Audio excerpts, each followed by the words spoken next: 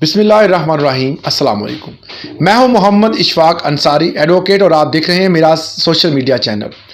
पाकिस्तान में जब भी चीफ जस्टिस कोई नया आता है तो आते साथ पहला काम वो करता है कि 70 से 80% जजेस के तबादले करता है। इन तबादलों की सूरत में जितने भी जजेस जिस मकाम पर जाते हैं वहाँ पर जितने केस चल रहे होते हैं उनमें डिले जो है वो आम है, क्योंकि केस के मतलब तमाम तर जितने भी मालूमात लेने के लिए, उसको पढ़ने के लिए हर जज को जो है वो टाइम पीरियड दरकार होता है।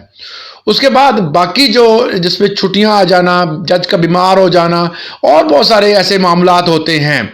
मगर छोटे ज़िला में सिविल कोर्ट्स जो होते हैं वो जज साहब नहीं चला रहे होते। अगर आप देखें तो एलमंद और रीडर जो होता है वो तमाम तर केसेस को चला रहा होता है। किस तरह? वो जितने भी केसेस के फैसले हो रहे हैं वो एक ही फॉर्मेट में, उनका एक ही फॉर्मेट होता है, उसी के अंदर जो है वो तमाम तर जो है वो फैसले लिखे जा रहे होते हैं। एलमद और रीडर जो होता है वो तमाम तर अदालत को चला रहा होता है। और जैसे ही ये जजेस जो छोटे ज़िला में लगे होते हैं, क्योंकि उनको आदत पड़ चुकी होती है, जब लाहौर में आते हैं कि लाहौर का सिस्टम बहुत तेज़ है, यहाँ पर हर काम जो होता है वो स्पीडी किया जाता है, तो यहाँ पर आके जब वो डेटें मिलती हैं क्लाइंट्स को और वकला हज़रात जो है वो डेट जब इनको मिलती है बगैर वजह के, तो वो फिर एतराज़ करते हैं। तो इस तरह जब एतराज़ करते हैं तो वहाँ पर ज़ाहिर है कि बोल ज़्यादा ऊंचा बोलते हैं, उनके साथ बहस मुबासा होता है, तो वहाँ पर कंटेम्प्ट ऑफ कोर्ट लगना जो है वो आम बात हो जाती है। फिर कहते हैं जी वकला का जो है कसूर है। हालांकि जहाँ से जो उनकी प्रैक्टिस है, आपको पता ही है कि प्रैक्टिस जिस तरह के ये फैसले करते हैं उसी वजह से हमारा अदालती सिस्टम जो है दुनिया के 134वें नंबर पर है कि इंसाफ के मामले में जो मालूमात आपको दी जाती है और जिस हिसाब से जो मालूमात दी गई है वो उस इंसाफ को देखते हुए अकॉर्डिंग टू इंटरनेशनल लॉ के मुताबिक हम 134वें नंबर पर खड़े हैं। ये इंसाफ का तकाज़ा है। अगर बात की जाए इनकी मीटिंग्स की तो आए दिन जो है वो मीटिंग होती हैं, सेशन जज साहब बुला लेते हैं, घंटा घंटा खुश गप्पियाँ लगाते हैं उधर, और मीटिंग में जो बातें होती हैं वो चंद घंटे की होती है, मगर सारा दिन उधर गुजार दिया जाता है। मोस्टली केसेस में हम पेश होते हैं, जाते हैं, जज साहब नहीं है, कहाँ गए? मीटिंग पे गए।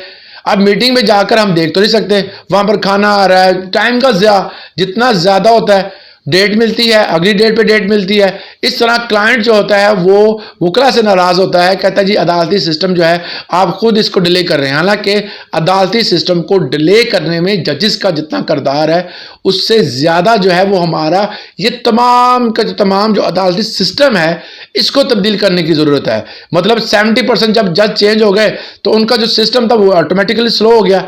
एक जज जो ये केस लेके चल रहा है वो जब दूसरा केस आएगा तो उसका जो है वो सोच का मियार, वो फैसला करने वाला था, किस बिना पे करने वाला था, ये सब कुछ चेंज होता रहता है। और इस तरह अगर मराद देखी जाए इनकी तो मराद इतनी ज़्यादा है, उनको 2-2, 3-3 कनाल के घर दिए जाते हैं, नौकर दिए जाते हैं, गाड़ियाँ दी जाती हैं और बहुत सारी ऐसी मराद दी जाती हैं जो कि आम बंदे को, आम एक गवर्नमेंट एम्प्लॉय को भी मैसर नहीं होती।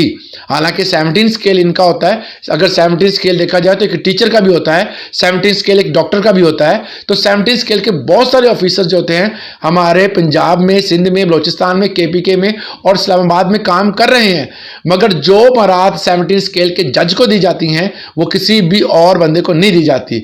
मगर इंसाफ के हवाले से हम 134वें नंबर पर खड़े हैं। तो ये मियार जो होता है वो सिविल कोर्ट्स की हालत पर बहुत ज़्यादा असरअंदाज करता है। सिविल मामलात जो होते हैं वो लटके रहते हैं, जिससे ये मसाइल पैदा होते हैं। उम्मीद करता हूँ अगर कोई साहब इक़्तिदार सुन रहा है तो सिविल कोर्ट पर जितने भी ये मामलात हैं इनको बेहतर करने की कोशिश की जाएगी। आज के लिए इतनी इजाज़त दें। अल्लाह हाफिज़।